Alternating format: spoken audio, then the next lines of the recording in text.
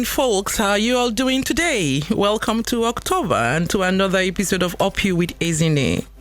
I believe we're all in high spirits following the long independence holiday we all enjoyed. I caught up on sleep, much needed sleep. This month on UpyouwithEzinne, we'll be starting a new series titled From Pain to Purpose. We'll be talking to women who found purpose through pain. It is our firm belief that we go through what we go through in life to become all we are purposed to be. The bigger the pain and the higher the purpose. So we're focusing on cancer survivors and caregivers all of this month. Who knows? One story from this series may just be the connector you need to ignite your own faith as you process your pain into purpose. And while we're at it, let me urge every woman, especially those over 40, to please go get your mammogram or checkup done this month. Don't put it off. Go today if you can and avoid those stories that thirch. It is our hour on radio and I'm here to keep you company wherever you may be. Our discussion topic today is Woman Be Breast Aware. So let's do this, my beautiful people. Finding self, finding purpose. My name is Ezinne Kanem and I'm your host.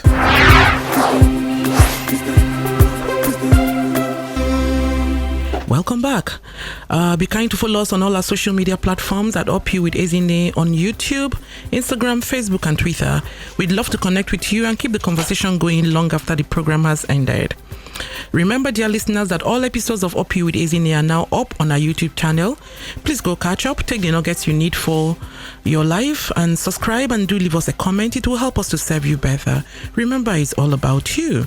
Today, as usual, we're streaming on Instagram at UpyouwithEzinne and at radiogarden.com.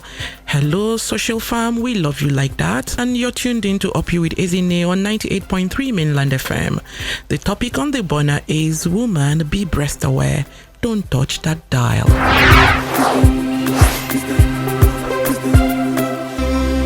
Our guest and I are here in the studio to take a deep look at this topic. What does it mean to be breast aware? What is cancer? Is it really a death sentence as many believe? Why does it kill a lot of women? Is it as a lack of knowledge? Is it like dictation or what exactly? If you're just joining us, this is UpyouwithEzinne on 98.3 Mainland FM. Finding self, finding purpose.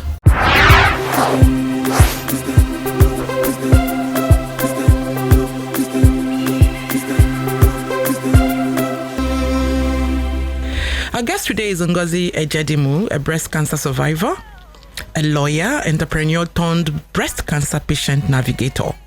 She manages at What Cancer Niger on Instagram. That platform is a digital platform on a mission to ensure women are proactive about their breast health and encourage community engagement when it comes to breast cancer awareness. Ngozi uses her journey as a breast cancer survivor to change the narrative, the fear and misinformation about the disease, as well as championing the cause for patient experience in the management of breast cancer.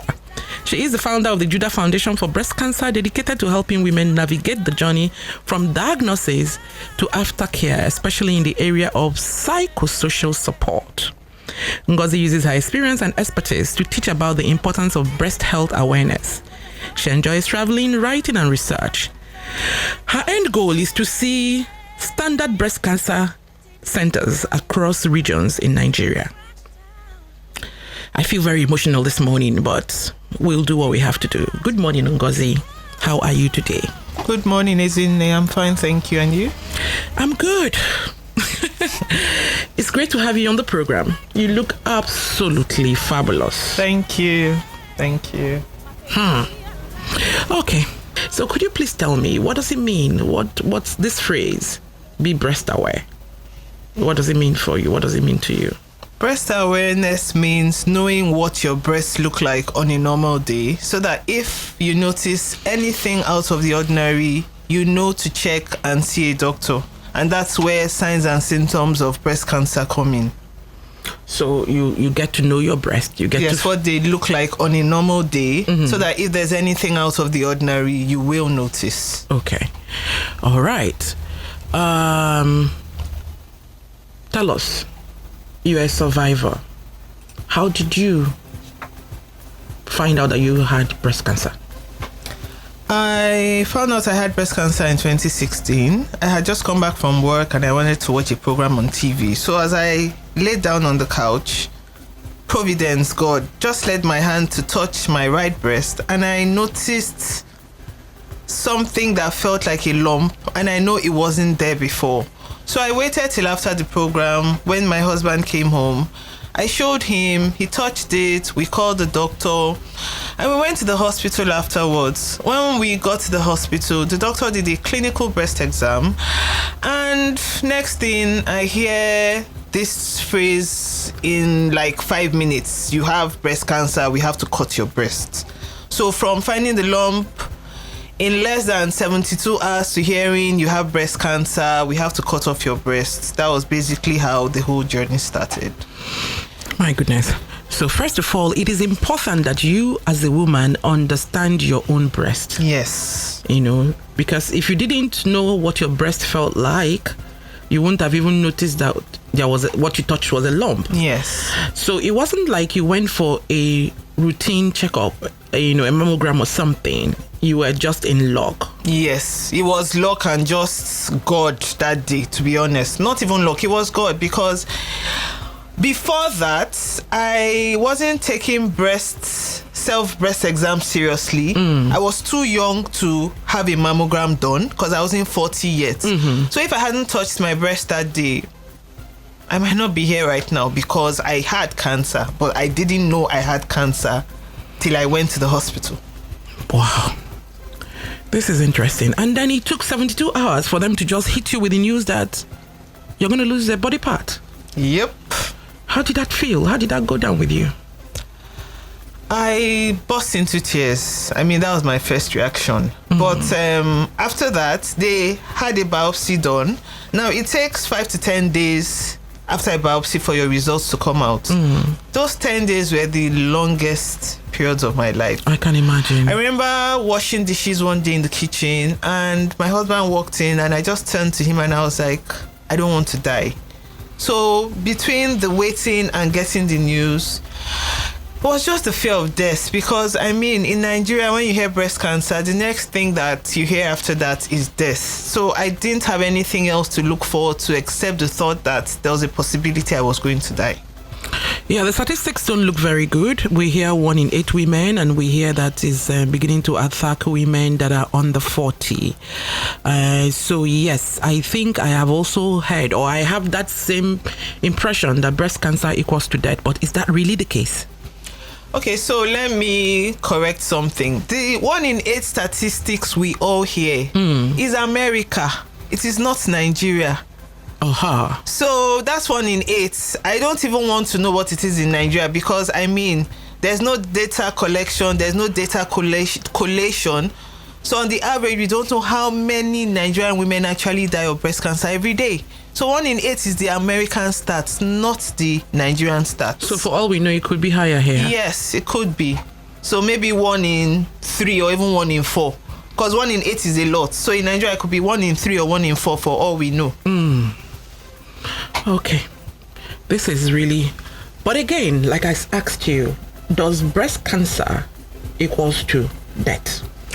Okay, so when people hear breast cancer and death, so before I start, I am not a medical doctor. I need to say that. I am just an educated advocate who has decided to use her journey to teach other people. When it comes to breast cancer and death, it is stage 4 that kills people, and not the fact that you have breast cancer.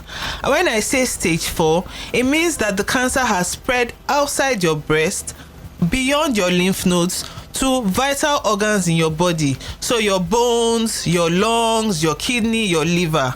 And as the disease continues to spread, your body starts to degenerate and gets to a stage where it can no longer cope with the disease, and that is what leads to death.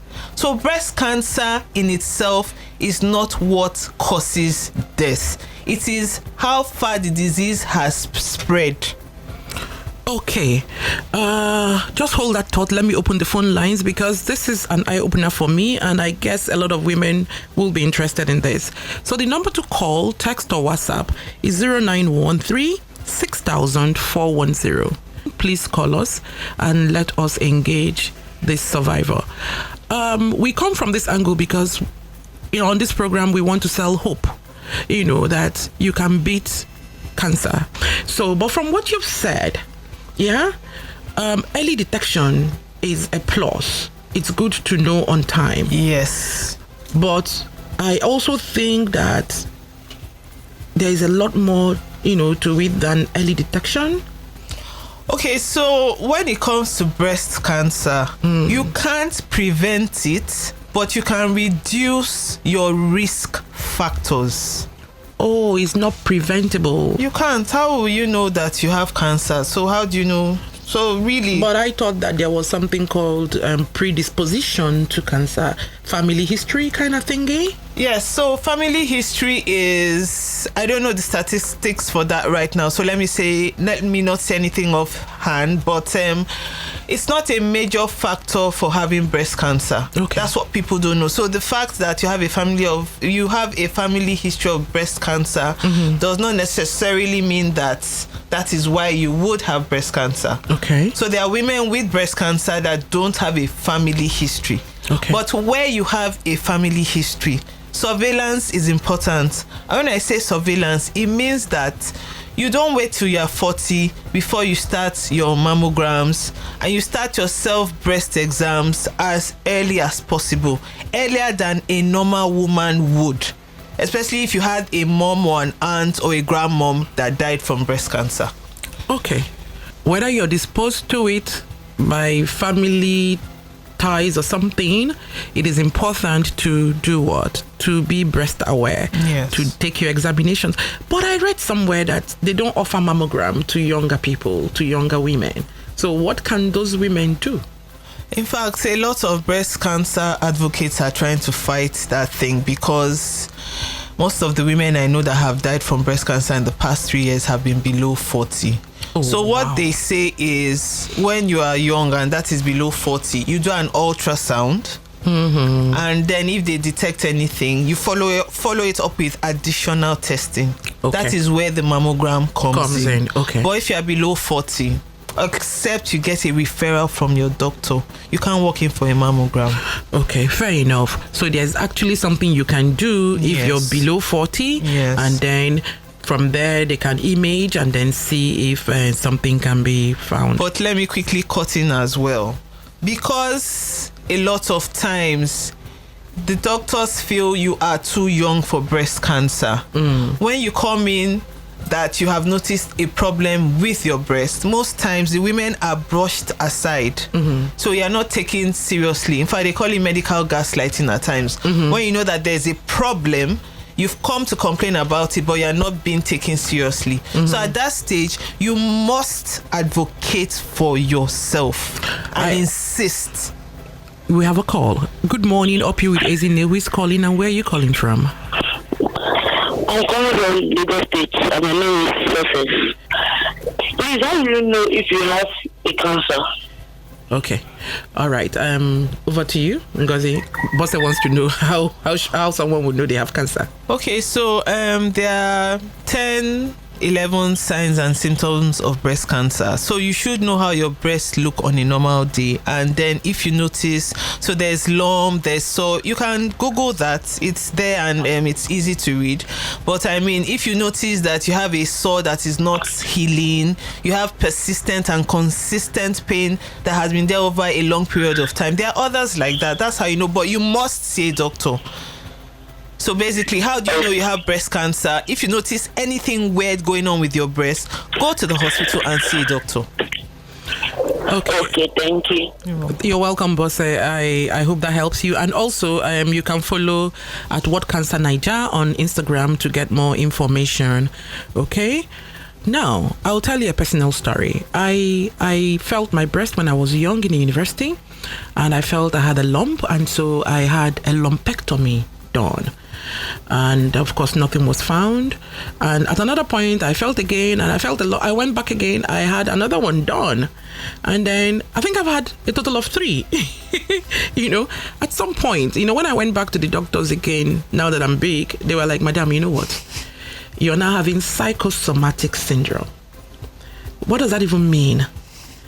Because at that point they were saying I wasn't breast aware, that I had a dense breast. Yes, and so some of those lumps are naturally occurring as well. That doesn't mean that it's cancer.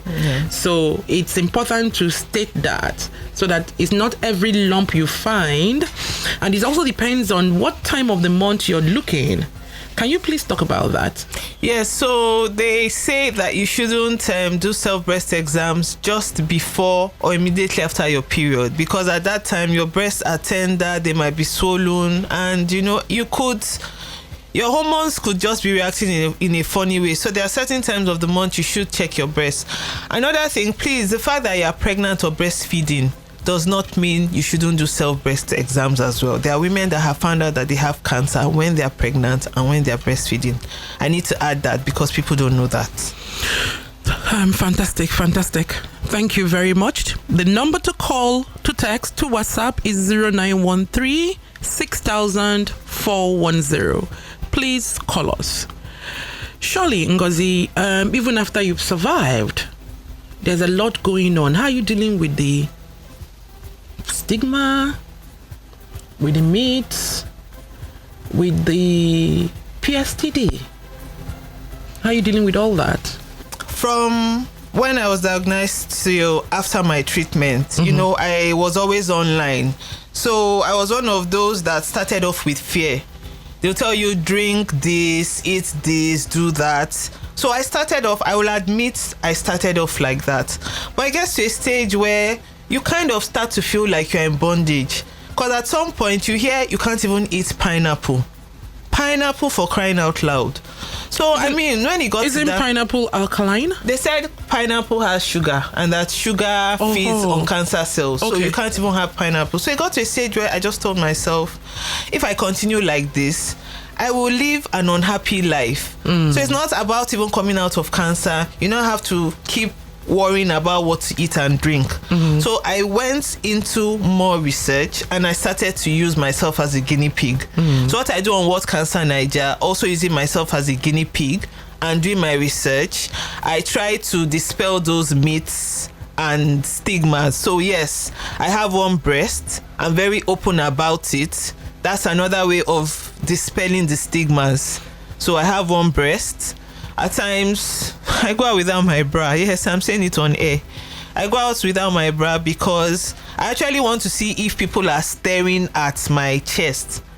And I've done this several times. Nobody is looking to see if you have one breast or not. I'm saying this to help women who are a bit self-conscious and have body image issues.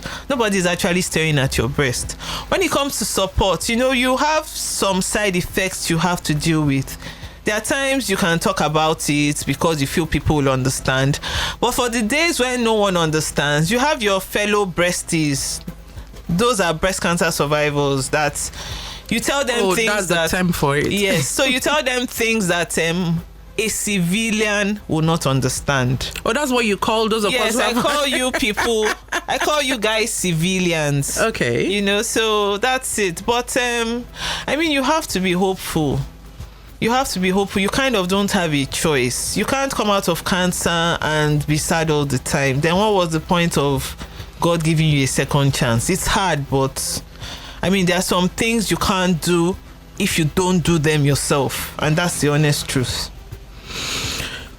So when I was researching for this program, I found that the chances of beating cancer is quite high if you have a positive circle of support, whether from family or tribe or friends or community, so staying positive, it's part of is a strategy for survival. Was this the case in your own experience? For me, I think I just leaned completely on God. I won't talk about staying positive because that staying positive kind of puts a pressure on you as well. So you can't be vulnerable. if you feel you always have to be positive, then you can't be vulnerable. And there is indeed a place for vulnerability. Yes, you can't be vulnerable if you have to make people think that you're always positive. It doesn't work like that. Okay, we learn every day. The phone lines to call is 0913 6000 410. There's a place for vulnerability. What happens in this climate is that we just keep saying, "Oh, you're so strong. You're so strong." In fact, the next person who tells me I'm so strong, sometimes strength is not what you need. You need empathy. You need vulnerability. So I do understand what you've said. Yeah? Well done, warrior woman. You call me civilian, I call you warrior woman. Now, there is this belief, quote and unquote, out there that there is some kind of conspiracy, and that's why cure for cancer is it's not come. I mean, people say, just look at COVID that came the other day, they found cure for it already. So why not cancer? What do you think? Okay, so this pharma theory, my thoughts on it, there are over 100 types of cancers out there. So I don't think one pill is likely to cure that. I mean, I've seen 9-month-old babies with cancer. Are you kidding me? Yeah. So I don't know if there's one pill out there to cure cancer, but I am happy that there's ongoing research so that at least detecting the cancer in its earliest stage is going on. I know that they want to see if they can start doing blood tests to detect breast cancer. So I mean, research is ongoing all the time, and I think I'm grateful for that. But for one pill to cure all types of cancers, I don't want to say it's impossible, but I mean, research is ongoing, so anything is possible. Okay, now let's narrow down. How many types of breast cancer do we have? So off the top of my head, I can tell you 3 or 4. So in fact, this morning I posted on something. There's something called inflammatory breast cancer. I've never heard of anybody being diagnosed of it in Nigeria. Most people have HER2 or triple negative. Then they're either ER or PR positive. Those are just the subtypes. But even with these subtypes, treatment is personalized. So, okay, so myself and someone could have breast cancer, but because we're not the same age, we are not the same weight, we're not the same height, she might have medical conditions that predispose her to taking treatment. There are so many factors that go into breast cancer treatment. That's why they say treatment has to be personalized. No two experiences are ever the same, so never ever compare treatments as well. So that means that I can't say, oh, Ngozi went through this route, and so because I also now have breast cancer, I am going to copy what Ngozi did, right? Correct. Okay, because Ngozi and I may not be the same age. Yes. We may not have the same type of cancer. Yes. And we may not react the same way to a course of treatment. Beautiful. Because here, what we normally do is, so what did you do so that I can do it? So that's usually what happens and all of that. So it's not a one course of treatment fits all. Yes, treatment is personalized. Okay, thank you. One thing I know is that treatment is not cheap. It's not. And as a result of that, many people don't go that route too. Unfortunately. So that means that we have to keep preaching early detection. Yes. Early detection. Yes. To save us from spending all our... Good morning. We have a call here. Who is calling and where are you calling from? Good morning. My name is Mr. Chris. I'm calling from Ejedimu, Lagos. Thank you very much, sir, for joining us. May we take your contribution? Yeah, I just wanted to say that your guest over there, I just want her to know that she's a strong... Hello, good morning. Yeah, I just want her to know that she's a strong woman. And I pray that God will keep on giving her the strength and the grace and the mercy to forge ahead in life. It's not easy dealing with breast cancer. But I just want her to know that God is always by her side.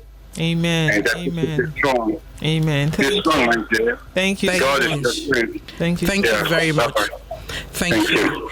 I know that when before we got on air, we were talking about empathy. This nice gentleman, this he for she, is a very empathic. He's just shown empathy now to your cause. I just wish that more people will understand the pain that people go through when they fight for their lives like this, and understand the ordeal that they also go through trying to turn this pain into purpose. It's not an easy feat. So yeah, from me too, well done, girl. In fact, isn't it, let me tell you what empathy has taught me. Yesterday I was at the salon, and the person doing my hair was hearing impaired. So it got to a stage where I was getting frustrated with communicating with him. But in the split of a second, I remembered I had one breast. That just calmed me down. I'm going to ride on that to ask you another question.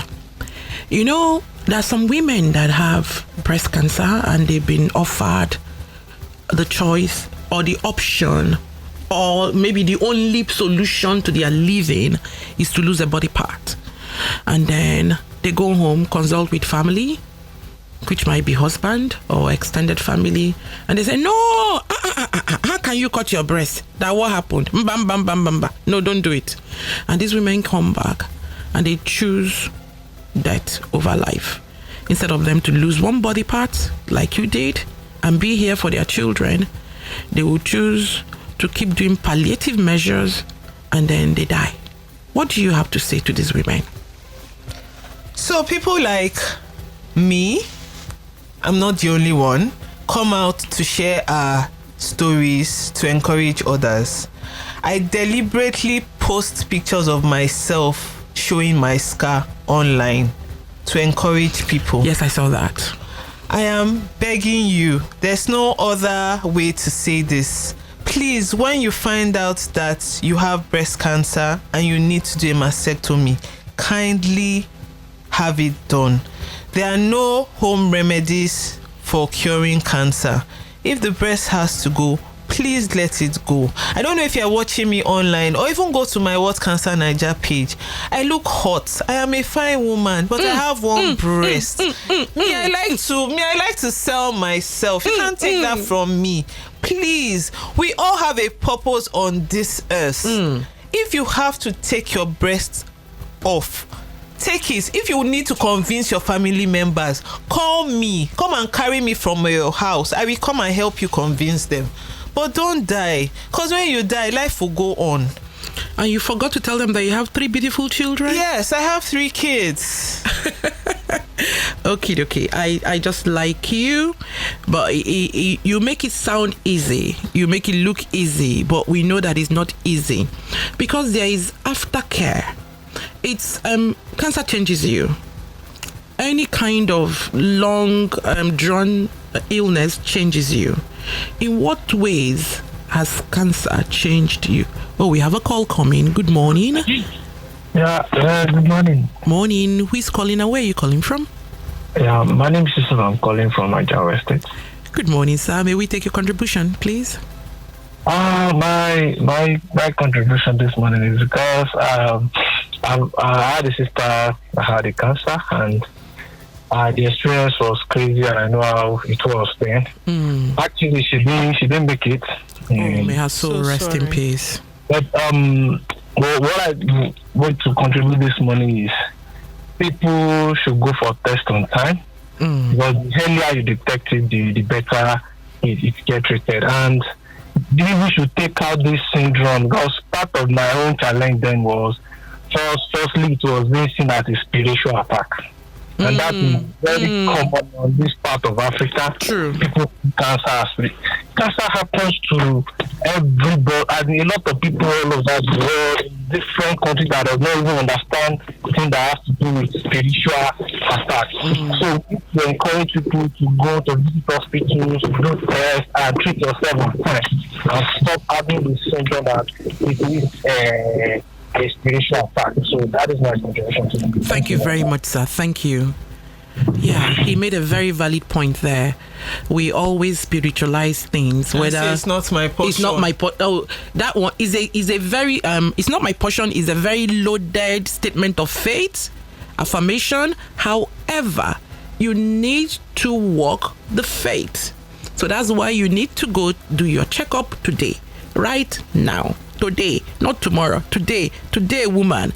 And as you can hear, she said she saw did you say 9-year-old child? Yes, a 9-month-old 9 child. months. Yes, cancer. So this thing is no longer respecting anybody's age or anything. So we need to be aggressive as well. Something cannot come to kill you and you just sit down there and say, Ngwa, let us go for the ride. No, we fight back.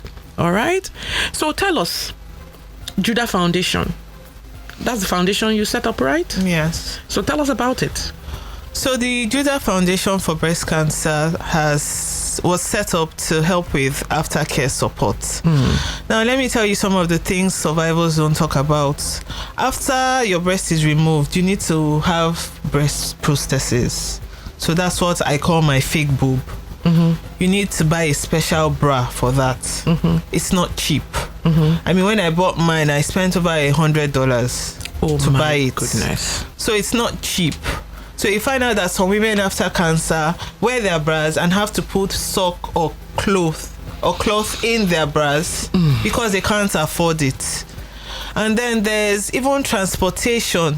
Some women going for treatment can't afford to even transport themselves to the hospital. Some women worry about what to eat because by the time you've channeled all your resources on treatment, you still have to eat. But because the noise is always around treatment, we forget that there are those little things that help in the course of treatment.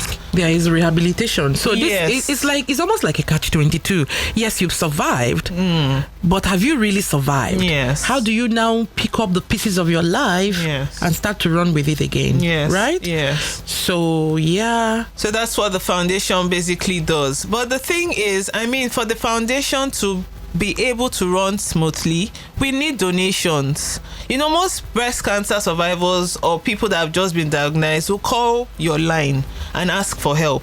But if you don't have money to help them, then they might as well not have called. So I'm also using this opportunity to solicit for funds for the foundation to help with women going through breast cancer. So even though I do aftercare support, there's that support from treatment to diagnosis, which includes aftercare.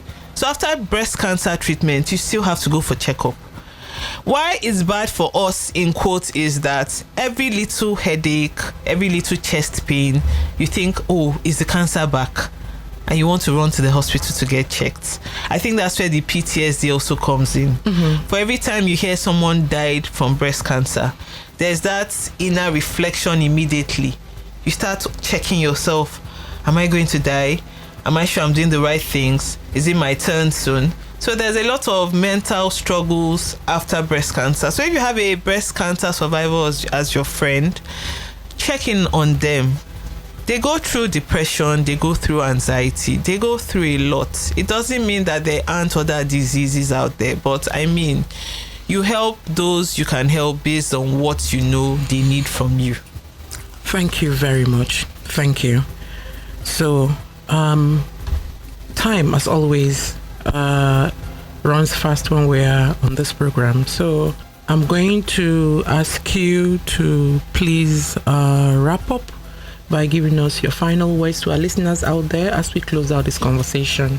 Okay, so please, the account details for the Judah Foundation for Breast Cancer is 6060328884 Fidelity Bank. I repeat, the Judah Foundation for Breast Cancer, Fidelity Bank, 6060328884. And to wrap up this conversation this morning, breast cancer is not a death sentence. I couldn't afford treatment. So I want you to know that you must have a plan when you find out that you have been diagnosed with breast cancer. Your immediate reaction should not be to give up. That's why I like to tell people I couldn't afford treatment. don't give up. Start first, and then God will send in helpers. Don't give up. Don't give up. I don't think I can say more than that. And then lastly, the fact that you are pregnant when you find out that you have had breast cancer does not mean you should have an abortion. Chemotherapy is only unsafe during the first trimester. A lot of women don't know this. Thank you, Ngozi. I can see that you have quite a lot that you still want to share, and so but we need to wrap up and get on with other programs on the radio. So thank you for coming, and thank you for sharing from the wealth of your knowledge. Thank you for having me. Women, my takeout today is that knowledge is powerful. It is liberating. It takes off the shackles from the mind and opens it up to possibilities. So, like Ngozi said, breast cancer is not equals to automatic death sentence. I've just had a conversation with a survivor. You too can survive breast cancer, but why wait to get it? Please go do your checks today. Yes, right after we sign off, get up and go and be breast aware. It's a form of self-care and self-love. I'm certain someone was blessed today, and that is because our guest shared willingly. She has successfully turned her pain to purpose. Please reach out to her through the Judah Foundation. Follow her page, What Cancer Niger, to learn more about cancer, its prevention, management, and lots more. Woman, do not let anything stop you from becoming breast aware and taking care of your health. It's expensive to be sick in this climb. So we will keep preaching early detection, early detection, early detection. So when next you see that woman, or you turn right now to your neighbor and just say, woman, are you breast aware? Please remind all that you know, all that you care about, to be breast aware. All through this month of October, ensure you reach out to, even if it's just one woman. We all need to be breast aware. This is where we wrap up today's edition on Up You with Ezinne. It's been another amazing one. Please follow us on Instagram, Facebook, Up You with Ezinne. Get copies of our books, Up You and When Adversity Strikes, Fight. Thank you. Big up to everyone involved in creating this magic every week. Starting with you, our dear listeners, our guests, our advertisers, the callers, the engineers on duty, my producer, the amazing Up You team, 98.3 Mainland FM, the sound of Lagos. You all stay strong, stay blessed, and stay lifted. My name is Ezinne Kufrekanem. Until I see you next time, Up You.